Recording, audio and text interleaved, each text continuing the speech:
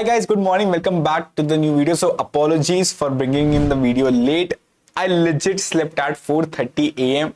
I thought I'll wake up at 5:30, make a video. 6:30, 7:30. It came as 8.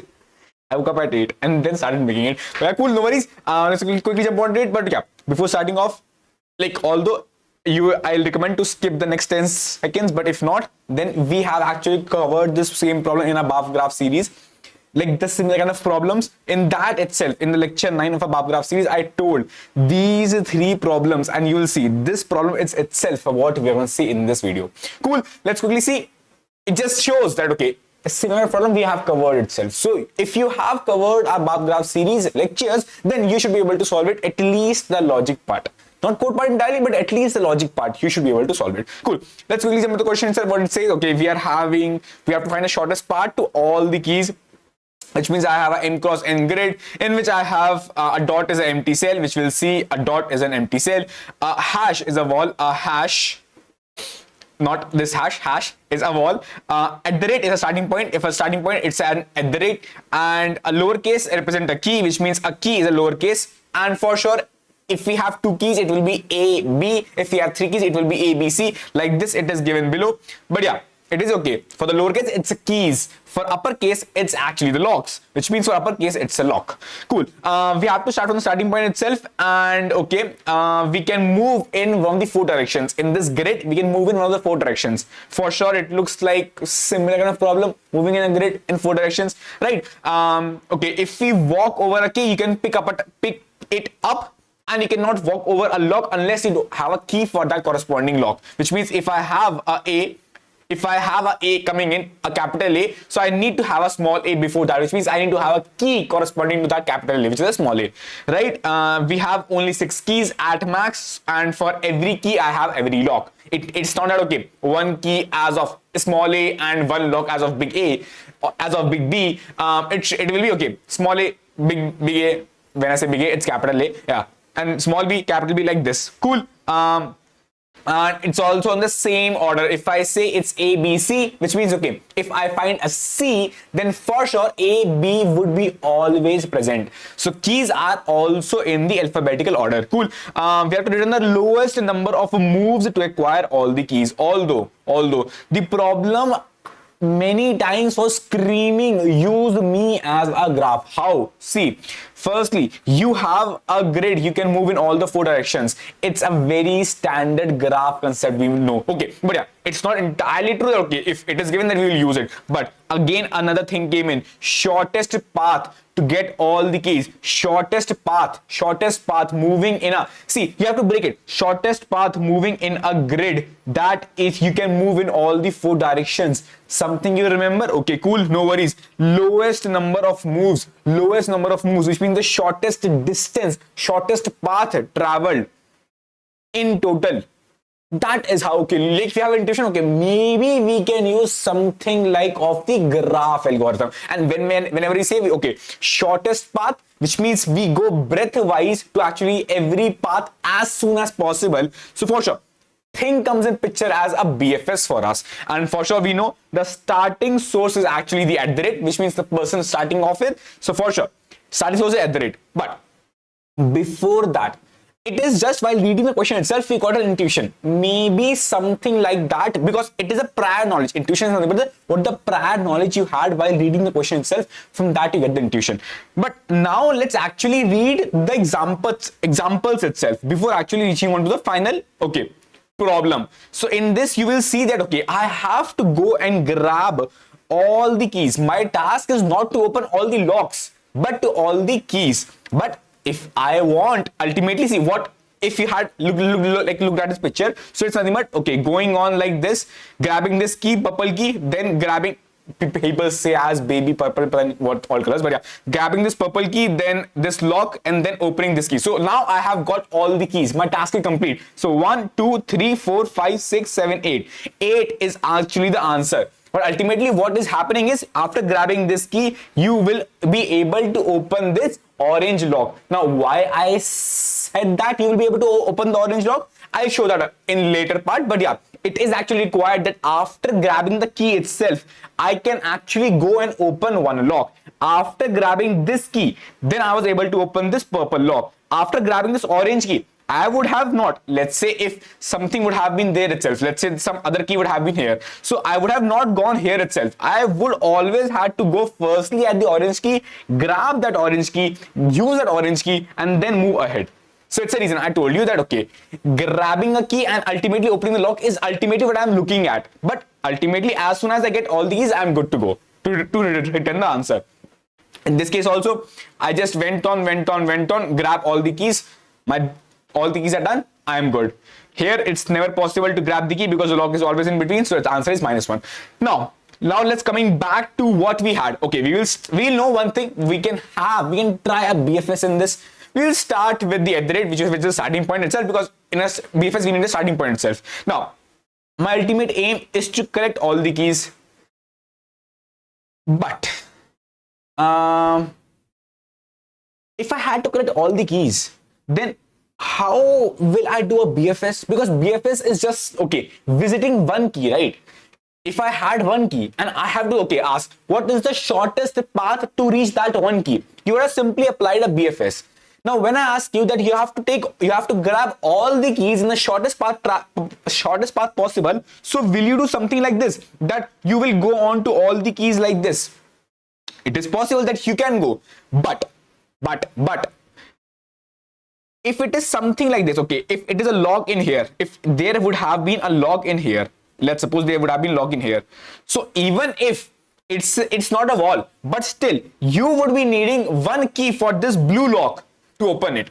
So one thing for sure, I need to grab all the keys. I can maybe do a shortest path, which means a breadth first search to all the keys possible. But meanwhile getting a key, it is possible that another key is needed, which means meanwhile traversing the path, as you saw here also, that while traversing a path in my BFS, it is possible that I would be requiring the memory. Okay, in my memory I should be knowing, okay, I have got a purple key, so for sure I can traverse this path easily because I have a purple key. So in general, in a BFS, we used to keep track of, okay, what is the X coordinate, Y coordinate, and if we have a wall or not. If we have a wall, we used to skip that. But here in this case, even if we had a wall or not, it is a chance that, okay, I might have skipped this lock, which means I could not be able to go in this lock. If I am able to go, which means it says I have a corresponding key for that lock. So it is saying that I have to also keep a track of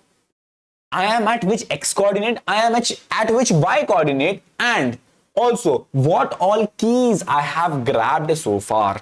So it is the saying that, okay, key for me at every point of time is needed. What all keys I have in my hand right now. Now, to know, okay, what all keys I have found so far, simply, I know that, okay, I will have earlier in my BFS, I used to have only X and Y, because ultimately I am going on to next coordinate.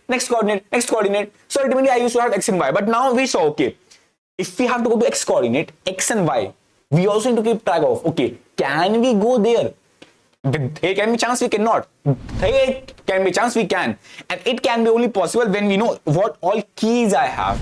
And we know that only we have, at max, it is possible to have 6 keys. So we just need to keep track of at every point of time, at every cell, what all keys currently I have with me.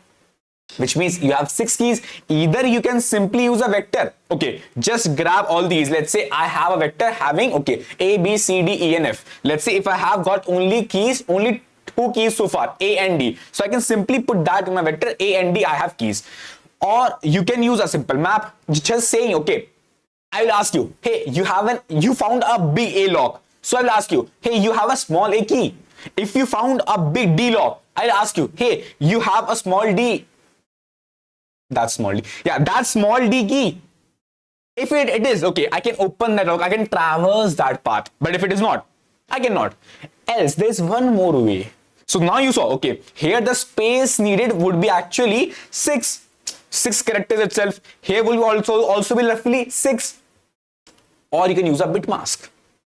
That is a concept we have taught so many times in DP also. There had been many problems with DP and bit masking or bit manipulation. Here is another. Okay, you can use bit manipulation. You know that you have just 6 keys possible, right? Every key 1 2 3 4 5 6, every key for this I can just say, okay, it is 0 1 2 3 4 5, which means 2 to the power 0, 2 to the power 1, 2 to the power 2, 2 to the power 3, 2 to the power 4, 2 to the power 5, which means at every place I can just say, okay, hey bro, 0 1 2 3 4 5 6, hey bro, if A is present, please mark this bit as 1. If B is not present, 0. If C is not present, 0. If D is present, a 1. So by this bit mask or this bit, I can know, okay, its values in the integer is actually a 9. So by this I can easily know, okay, my keys A and D are present. If you don't know bit manipulation, I will exactly teach, but it is just by this integer value. Rather than storing the entire A, B, C, D, by this integer value 9, you can get to know you had A with you and you had a D with you. See, it is 2 to the power 0, which is 1. It is a 2 to the power 3, which is 8. 8 plus 1, it is 9. That's the reason. By this 9, you can actually know, okay, what all keys you had. Now, I had 3 ways. I will use this way because it is the most optimal space and time way to actually keep a track of all the keys you have. So cool. Now in the BFS state, you know one thing, okay, I will keep track of my X and Y because I'm going to track X and Y. And I also keep a track of the keys because I need to know the keys itself. As now you have to do a simple standard BFS. Visit every cell exactly once. But, as you saw the example itself, as I was working through the example itself, you saw that Aryan told that it could have happened that, okay, although you would see that you are visiting every cell exactly once here, but ultimately aim was going to this key and then going and opening the lock. Because if I would have said you have a pink key, so either you would have done, okay, grab this pink key, but you cannot grab this pink key because you need to have an orange key. So ultimately you went like this, then went on to this purple, then orange, then again went back to this orange and then went to this pink key and then this purple lock. Ultimately, which means ultimately this pink key you ended at. But you saw one thing here, you visited these cell again. In a standard BFS, so as to not repeat your process infinitely, you had a thing of visited, right? You will visit everything exactly once. But here you saw that you are visiting a cell again. So how will you keep track of, hey Aryan, how to know that shall I visit this cell again? Because you also need to make sure that you will put a visited. You need to put a visited, else you will visit the cells infinitely. You will keep on like wandering around like anything, like you lost it. So you need to keep track of some visited. But yeah, earlier the visited state was just x comma y. If this x comma y is visited once, you are done. You cannot visit it. But we saw, even if it was visited, we could have visited again. So for sure, visited I have to keep sure it would be there, but its state, earlier it was x comma y. It needs to change a bit. It needs to be modified a bit. How it can be modified? Let's see what is required for it to get modified. Now, I know that, okay, I have to visit cells again. So one thing I was sure, as soon as I found one key, so now to get to a lock, it is not required to visit a cell again, which means as soon as I have found one key, it is never required that I'll go back and then come again and then go at this lock. As soon as I have found one key, it's always possible to go to the next lock because it will be in this grid. Just imagine you have one key and one lock. So as soon as you have got one key, so for sure there will be one straight path to reach to one other lock. So one key, one lock, one path you have. One key, one lock, one path you have. One key, one lock, you like one path you have. So it is for sure that, okay, as soon as you have got one key for that other lock, which means the corresponding lock, you will always have one path, which means for this one key, one lock, you would never have to visit every cell exactly once. But as soon as other key is found, then again you can have all the possibilities to visit your path again. So as soon as you had one key, you had one lock, okay, the path won't be repeated. But as soon as you got other key, now all your paths are again opened.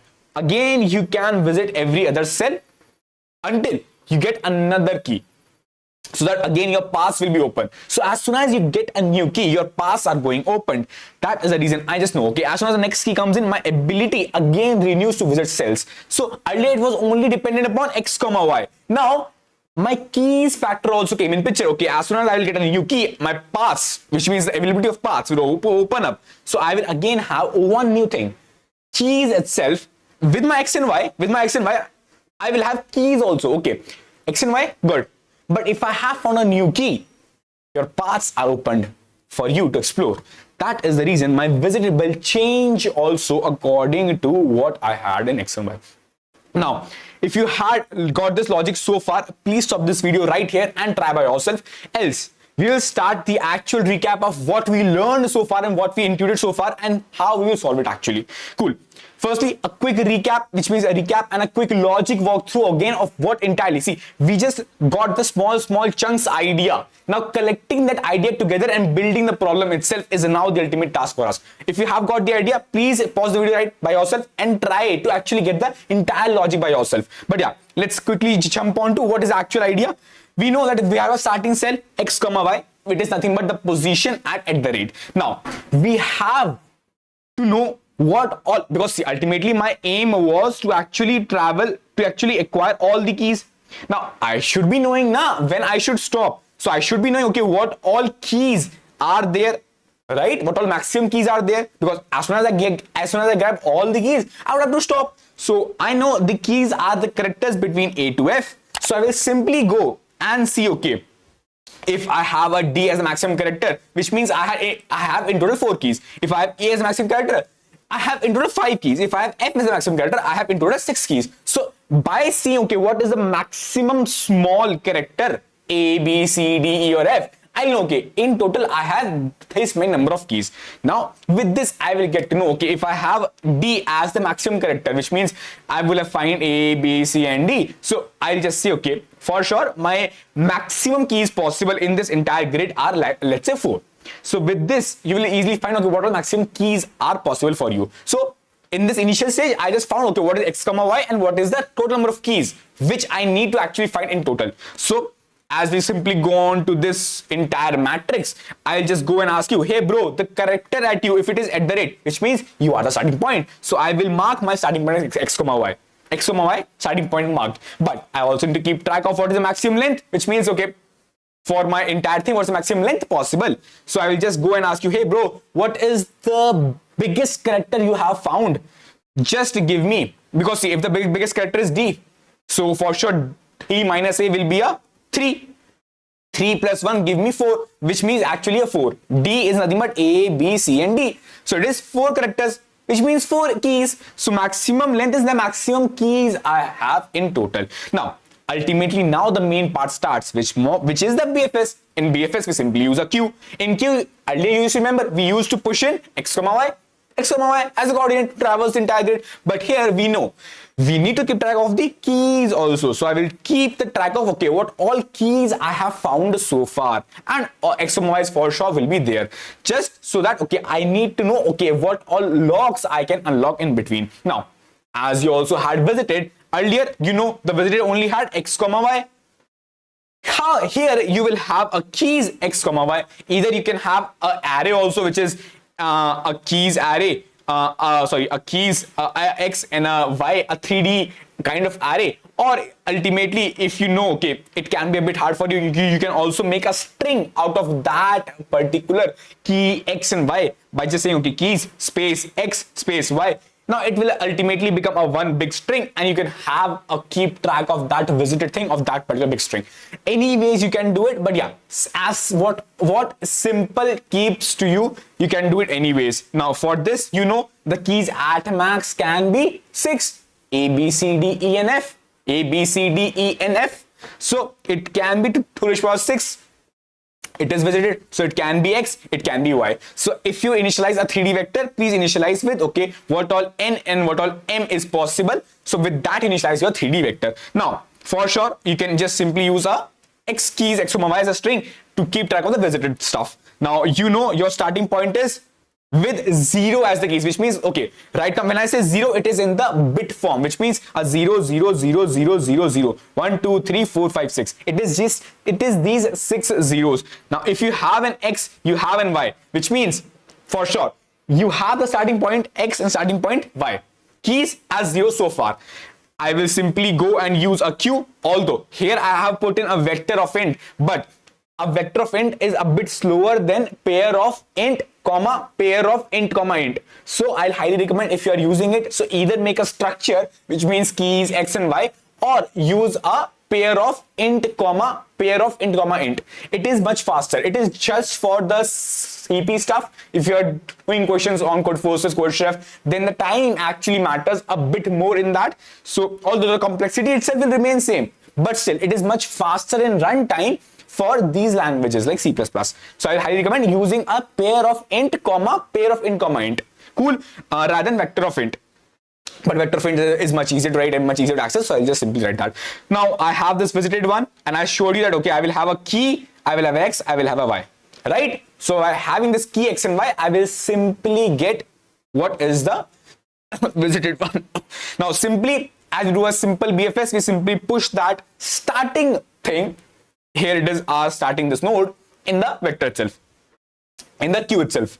Now doing a simple BFS, as we do a simple BFS while queue is not empty, getting the size of queue, going on until this size, getting the current and popping the front out. It is the standard queue procedure which is being done. So simply doing the standard queue procedure. Here you will see the current of 0, which means the current is a vector itself, which you will grab in, which is queued on front, and this queue will having a vector, because you know queue is having the vector, right? And you know the current 0 is nothing but the keys got so far. Current 1 is the current x, current 1, the current 2 is current y.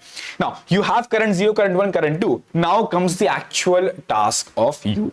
Now as you will see, the entire this structure, this I have explained it split wisely down below. Now as you will see that, okay, as soon as you have entered the queue, you have to ask, bro, have you got all the keys you wanted? If yes, then return these steps, because as you know, okay, as soon as you just do every time, which means every time you do a BFS step, you actually increase the step count. So okay, I'm increasing a step count at every step. It's a standard BFS stuff. As soon as I entered this loop, I asked him, hey bro, have you got all the keys? Now when I ask him, keys is by the current of zeros, I'll ask him, have you got all the keys? Now you will say, Aryan, what it is written? Although for the people understanding bit manipulation, they would have got it. Maximum length is what we have got, which means if I had a key of A, B, C, D, my maximum length would have returned me a 4, as I showed you above also. Now this 4, it just means in the bit, and see, think entirely in the bit forms. This 4 in the bit form means a 2 to the power 4, which is nothing but a 0, 0, 0, 0 and a 1. 2 to the power 0, 2 to the power 1, 2 to the power 2, 2 to the power 2, 2 to the power 4. Now, as you have got these 4s, a -1 will actually bring in all the 1s here, right? All the 1s here. And that's ultimately what I need. I just wanted to represent a 1 corresponding to every alphabet. So it is A, B, C, and D. A 1 is represented in it. So I can represent this particular stuff as 2 to the power 4 -1. That's the reason I just represented a 1 left shift max length, which is 2 to the power max length -1, which is representing, okay, if you have got, if the keys, because your keys is in the bit form itself, so if this keys in total you have, if it is equal to this number, which means you have found all the keys. If yes, then please simply return the steps, because you are good to go.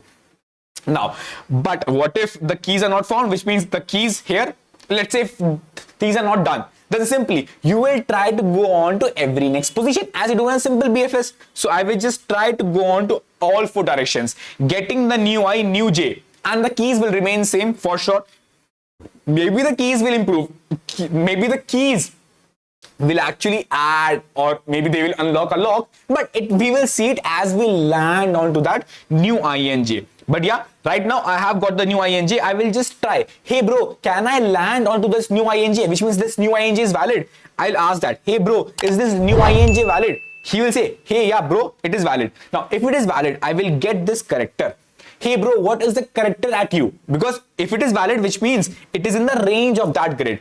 Now I will ask him, hey bro, the character at you, what it is? Because the character will define me if it's a key, if it's a open area, or if it's a lock. So if the character says, okay bro, I am a hash, which means I am a wall, I can't go to a wall anyway if I have a key or not. So please continue, which means skip this wall. Now if I have got a key, now as I have got a key, which means I have the character as between A to F. A to F says, okay, I have a key itself with me. If I have found a key, it's good to add this key in my bunch of keys. My bunch of key right now with me are keys. I will just simply add this new key whatsoever I found in my keys value. Now how I will simply add it? I know that if I have this keys with me coming in, I know I have to add this keys is my existing keys. Now if my existing keys value is 0 1 0 1, and when I say 0, you can add always 2 zeros before it. But yeah, simply for understanding, I'm just showing you like this. Now this value, which is actually a 1 2 4 5, its value is 5. Ultimately in the binary form it is a 0 1 0 1, right? It is saying to me that okay, I have a key as A and C. I have a key as A and C. Let's say now the new C, which is a new character, comes in as a D. Now I need to add it in my keys because it's a key. I know I need to add in my keys bunch, which is this. So I need, okay, I have by this 5, it represents I have a A and C, but now I need to add a D also in this bunch. So what to do for that? Simply placing a 1 right here, right?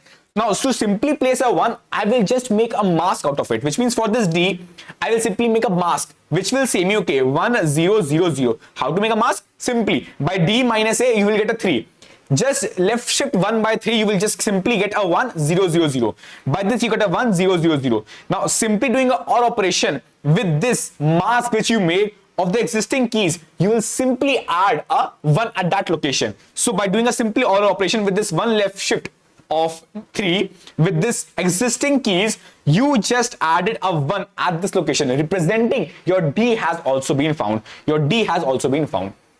That is how to simply add a key or add anything in your mask, in your bit thing. You simply do an OR operation and to grab something out of that, which means, okay, to know if I have a key corresponding to that location or not, simply do a AND operation. It is very standard. If you had been following our lectures, it would have been much normal for you to understand this stuff because we have been teaching it since last 2-3 months. So yeah, and it's not okay last 1-2 years. It is last 2-3 months itself. So please make sure that you watch and do the problems regularly of the Leetcode daily contest. Cool. Leetcode daily problems. Cool. And now with this, okay, you know that keys or keys, by keys it's the existing keys, or is nothing but the OR operation to actually bring in that value. 1 left shift a D minus A, which means a D, which is the character itself.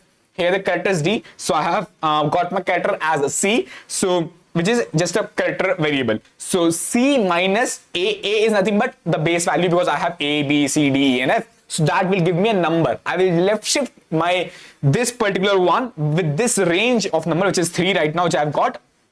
Ultimately doing an OR operation and getting the value. Okay, if that D is present, it will just simply update my key. Now my key is updated with 1101, representing I have A, C, and D. Now, okay, my keys are done. But if it is just that, okay, if it is a key, what if it had been a lock? Now, if it had been a lock, I can only go to that path if I have a key corresponding to that lock. So I will ultimately go and check if I have a key corresponding to that lock. If I have, I can simply go at that location. If I don't, I can't. So I will here simply go and check. Hey bro, I have a key corresponding to that lock, and locks are represented by A to F, big A to big F. I will check for that corresponding A, B, C. Let's say for D, big D. Do I have a corresponding lock? Now, corresponding key. That corresponding key will be residing in this keys variable. With this, you should be able to grab this third 0, 1, 2, 3, third bit of this particular keys. If it is a set bit, you can easily say, okay, you have a small d as a key. So what you will do is, you will simply go and ask your keys, hey bro, my key is saying I have a 101, which means my key value is saying, which is a 5, it is saying, okay, I have the value as A and C. I am going to ask you, hey bro, do you have the key corresponding to the lock big C? He will go and ask me, hey, please bring in the mask for big C, and I will go and ask my keys. So I just went on and bring the mask of big C. Mask of big C is it's nothing but a C minus A, which is 2. It will just say me left shift 1 by 2 to make a mask of your C, big C. As we made a mask of small d, same we are making a mask of big C. Now we need to check if that mask is actually present in my key or not. So I'll simply do an AND operation. See, to check if it is present or not, you do an AND operation. To know, okay, to update your keys, you do an OR operation. So I just did a simple AND operation. If it turned out to be a 1, which means my key corresponding to that C was present in my keys. So I can just simply go and continue. But if this mask, if this AND operation, it turns out to be a 0, which means for that location, I don't have the key. For this C as the log, I don't have the key, which means I can't go in. So I will simply go and check. Hey bro, if the key is left shift, or you can do anyways, 1 left, or you can simply do a 1 left shift your this thing, which is C minus A, 1 left shift C minus A and keys. If it is equal to a 0, or either way you can write like this also. Anyways you can write. Now if you write this, and if it is saying okay, I am a 0, which means I don't have the corresponding key present to you, which means for this corresponding log, I don't have key for you. If it is the case, simply continue. If it is not the case, bro, you are good to actually visit that cell. Now as we are going to visit that cell, can we visit that cell blindly? No, we have to go and check. If bro, you are already not visited, only then I will visit you. Bro, if you're already not visited, and visited as in for keys I and J, it is the which we took as a hash. Okay, to know if that is visited or not. If it is not visited, simply go and visit that and push that in your queue. And simply this will keep on going and adding the steps for you. And ultimately it will give you the minimum number of steps, which means the shortest path to grab all the keys possible. And that's how you can simply solve this problem. Complexity is nothing but simply a simple BFS. Complexity is nothing but M into N. But here the keys factor also came in picture. We know the keys are 6. For every location, I can have either a key or not, which means two options. Which means, because see, for every location, which means for A, for B, for C, for D, for E, for F, I have 2 options. Either I can have a key or not, have a key or not, have a key or not. So a 2 to the power 6, which means total complexity will be M into N into 2 to the power K. K is nothing but bounded by 6 itself. Space is also nothing but same, because we had a visited thing, M into N to the power K. Code is down below. I hope that you guys got it. If yes, then please just smash that like, baby. It motivates me a lot. Cool. See you in the next video. Take care. Bye bye.